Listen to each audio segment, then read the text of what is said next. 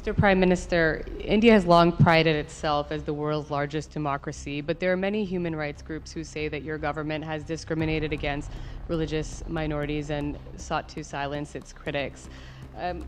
As you stand here in the east room of the White House, where so many world leaders have made commitments to protecting democracy, what steps are you and your government willing to take to improve the rights of Muslims and other minorities in your country and to uphold free speech? Sabrina and what she has been dealing with since Thursday. So I just want to reiterate a little bit what John said, is that we're certainly here at the White House under this administration.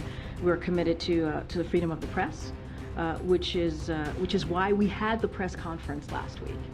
We are certainly condemn any efforts of intimidation or harassment of a journalist or any journalist that is just trying to do their job. And so I just want to be very clear about that.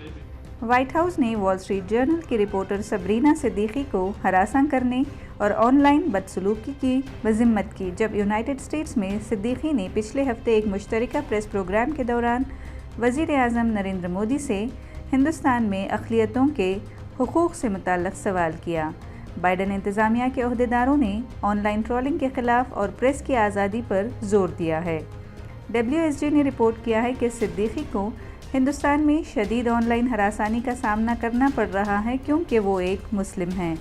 Siddiqui ने मजहबी अक़लियतों के हुकूक़ के बारे में तशवीश का इजहार किया था, जिनमें मुसलमान भी शामिल हैं, जिनके साथ वज़ीर आज़म नरेंद्र मोदी की हुकूमत में इम्तियाज़ी सलूक किया जा रहा है। वज़ीर आज़म ने जवाब में कहा था कि हिंदुस्तान जमहूरियत के उसूलों पर चलता है। वॉल स्ट्रीट जर्नल ने एक और बयान जारी किया जिसमें कहा गया कि सिद्दीकी एक काबिल एहतराम सहाफ़ी हैं जो अपनी दियानतदारी और गैर जानिबदाराना रिपोर्टिंग के लिए मशहूर हैं। साउथ एशियन जर्नलिस्ट एसोसिएशन ने भी सिद्दीकी के लिए हिमायत का इजहार करते हुए कहा कि सिद्दीकी का तजुर्बा नया नहीं है। जनूबी एशियाई और ख़वातीन सहाफ़ियों को इसी तरह की हरासानी का सामना करना पड़ता है। Mr. Prime Minister, India has long prided itself as the world's largest democracy, but there are many human rights groups who say that your government has discriminated against religious minorities and sought to silence its critics. As you stand here in the east room of the White House, where so many world leaders have made commitments to protecting democracy, what steps are you and your government willing to take to improve the rights of Muslims and other minorities in your country and to uphold free speech?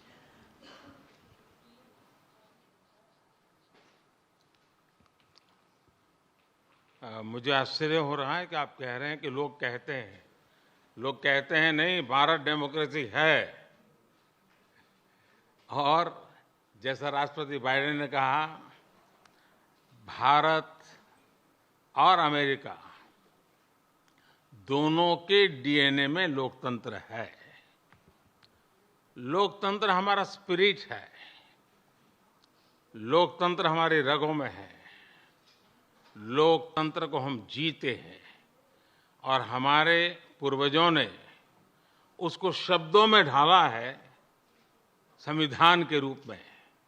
और हमारी सरकार लोकतंत्र के मूलभूत मूल्यों को आधार लेकर के बने हुए संविधान के आधार पर चलती है।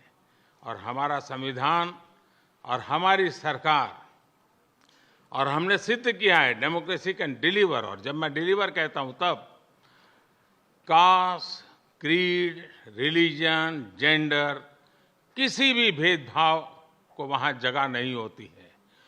और जब हम लोकतंत्र की बात करते हैं तब अगर ह्यूमन वैल्यूज नहीं है, ह्यूमैनिटी नहीं है, ह्यूमन राइट्स नहीं है, फिर तो वो डेमोक्रेसी है ही नहीं। और इसलिए जब आप डेमोक्रेसी कहते हैं, जब डेमोक्रेसी को स्वीकार करते हैं और जब हम डेमोक्रेसी को लेकर के जीते हैं, तब डिस्क्रिमिनेशन का कोई सवाल ही नहीं उठता है।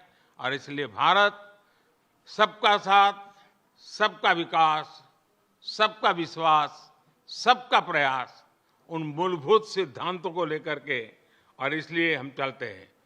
भारत में सरकार के जो बेनिफिट्स हैं वो एक्सेस टू ऑल है, जो भी उसके हकदार हैं उन सबको मिलते हैं। इसलिए भारत के लोकतांत्रिक मूल्यों में कोई भेदभाव नहीं है, न धर्म के आधार पर, न जाति के आधार पर, न उम्र के आधार पर, न भूभाग के आधार पर।